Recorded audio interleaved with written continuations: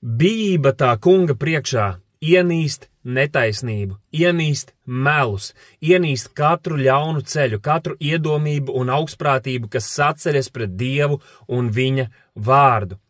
Un Salamana pamācībās mēs redzam, ka šo gudrību, šo atziņu, šo Dievu bijību var atrast tikai tie, kuri meklē no visas sirds, kuriem tā kļūst par visvērtīgāko lietu un mantu šajā pasaulē, pats Dievs un viņa atzīšana, bīties viņu.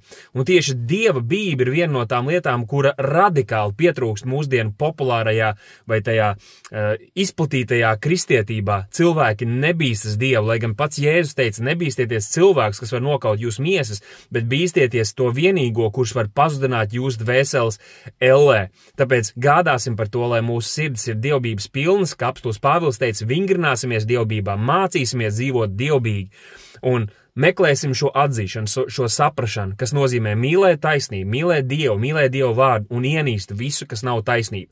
Nevis ienīst cilvēkus, nē, mēs mīlam savus ienaidniekus un mēs lūdzam arī par tiem, kas mūs vajā, bet mēs ienīstam melus, mēs ienīstam maldus, mēs ienīstam manipulācijas, mēs ienīstam visu, kas ir novirze no tā, ko Dieva vārds saka.